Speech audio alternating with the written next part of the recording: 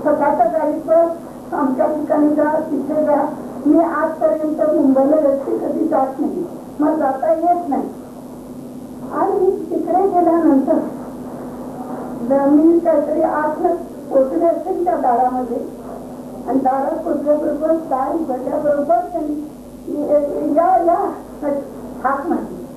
कृष्ण बोलला, तुझ्याकडे येण्यासाठी आलेलो नाही मी आज, मी माझं वचन तुमचं करण्यासाठी आलेलं आहे, तुला सांगायला आलेलं आहे. आज तू एका महत्वाच्या पेपरवर सही करणार आहेस, ती करू नको, ती जर केली तर तुझ्या आयुष्याचं तुझं नुकसान होणार. एवढं वाक्य बोलला आणि त्याचं ये कृष्ण आज मी येऊ शकत नाही, तुझ्याकडे मला याच्या पुढे 15 वर्ष येता येणार नाही.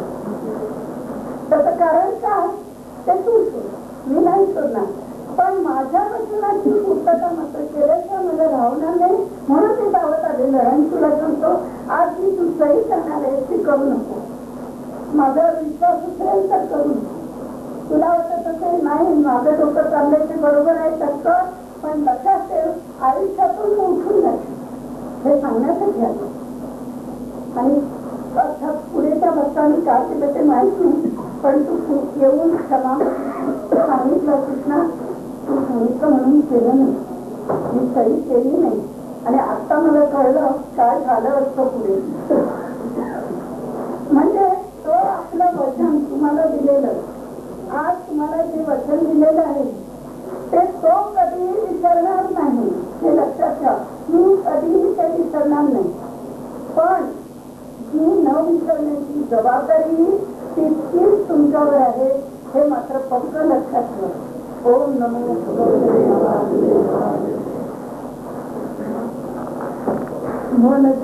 भारून आपल्या सगळ्यांनाच माहिती, मी टीचर होती त्यावेळेला पूर्ण असतो, पण अशी होती वाटेमध्ये दगड घेऊन दे. पुढे त्याचा अर्थ असा होता, ते तुला मदतच करतील काही जण, तुला ते मदत करणार, तू पाठी वळून फिरू नको, तर हसत खेळत पुढेच जा, अशा त्या ओळी होत्या. ते मला आठवलं. पण त्यावेळेला असं झालेलं होतं, त्या कवितेला उत्तम श्रीकृष्णाची कृपा, याची मला येत नव्हतं, छान मी लावायला नव्हतं, पण त्यावेळेला उत्तम तरी मी शिकवत होते वर्गामध्ये. आणि शिकवत असताना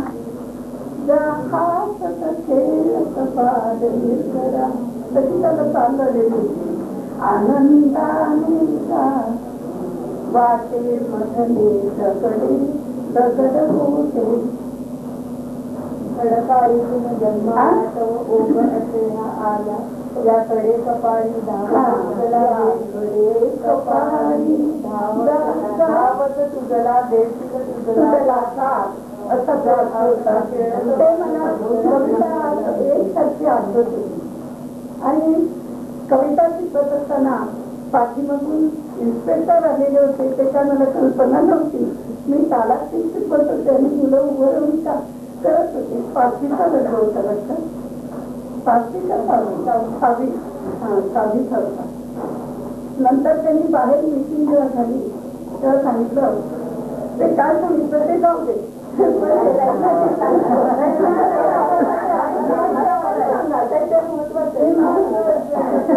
सांगितलं बाल निर्जरा ही कविता मी आतापर्यंत अनेक वेळ सर्व ठिकाणी जातो तेव्हा पाहतो, पण आज ती शिकवत असताना माझ्या जे कानावर पडलं ते ऐकून मला फार आनंद झाला. म्हणून त्या विद्यार्थ्यांना इथे बोलवा नंतर उद्या इन्स्पेक्शन होतं आणि त्यांच्याकडून ते इमेल करून, म्हणजे ती इतकी माझ्या डोक्यात बसली, पण इतक्या वर्षामध्ये कधी ती मला आठवली नाही.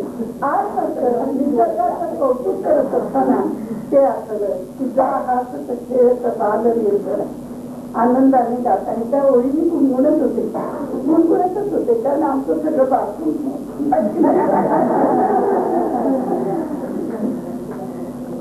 म्हणा.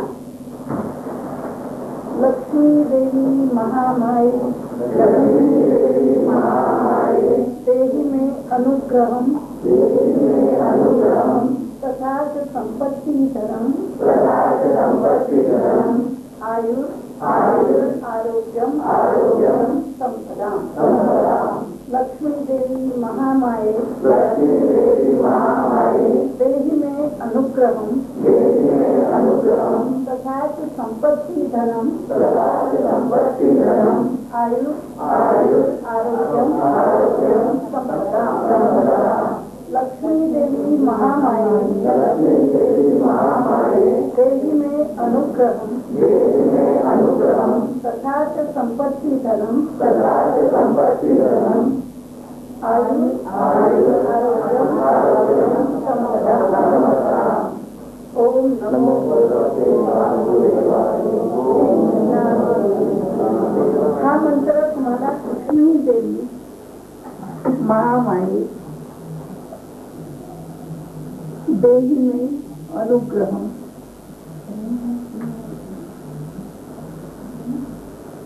तथा संपत्ति धनम आरोग्यम संपदाम्। आरोग्यम संपदाम्। दर शुक्रवारी ओम म्हणायचं याच्या आधी लक्ष्मी देवी महामाये नाही, लक्ष्मी देवी महामाये देहि में अनुग्रहम् तथाच संपत्ति धनम आरोग्यम संपदाम्। हा मंत्र तुम्हाला कुठेही पुस्तकात नाही, संध्याकाळी 7 ते 8 या वेळेमध्ये म्हणा आणि श्रीकृष्णाला एक दूध साखरेची वाटी निवेद्य दाखवा। घरात एकाने करायचं आणि तो 7 ते 8च्या नंतर तो प्रसाद म्हणून सगळ्यांनी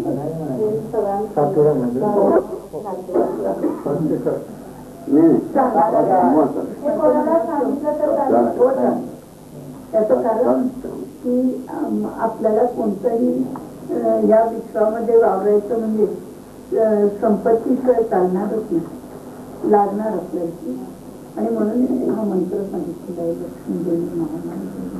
हा मी केंद्रात सांगायचा हो नाही, केंद्रात तुम्ही म्हणता ना गीता मधून म्हटल्यानंतर तो म्हणायचा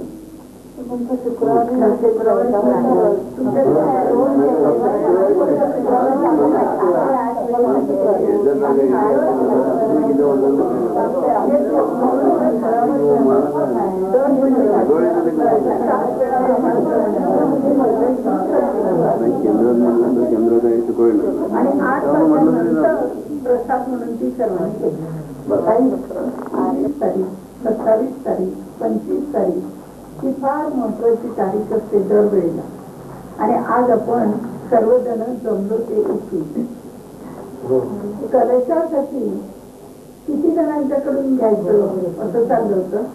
पहिल्यांदा वाटलं सगळ्याकडून घ्यायचं तर नाही असं वाटलं होतं, पण नाही म्हणाला सगळ्याकडून. आणि त्याच्यामध्ये मुख्य म्हणजे ह्या तुमचं नाव काय खोपकर त्यांच्याकडून घ्यायचं का विचारल्यानंतर होय म्हणून सांगितलं. आणखी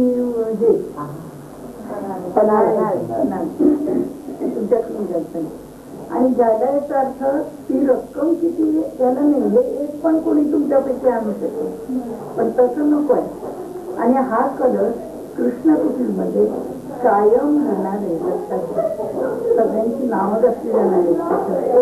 पहिलं कोण कोण होतं आणि कुठेतरी त्याची नोंद नक्की होणार की विश्वकार्यासाठी निघाल्यानंतर पहिलं गणपतीपुळ्याला जाताना कोणी कोणी मदत केली आणि कोणाच्या थ्रू हा हे सर्व झालं. दुसरं ज्याला दुर्गा परमेश्वरी मंदिरात गेल्यानंतर तिथे कसं झालं ते, आणि त्याच्यानंतर हा 3रा नंबर विश्वकार्यासाठी पहिला प्रेफरन्स केरळाला देईल आणि केरळाला जाईल आणि ते केरळाला का हे आता लक्षात येतं, कारण आपण जिथे जिथे गेलो तिथे तिथे प्रत्येकाने अगदी भाविकतेने मोठं केलं कृष्णाचं.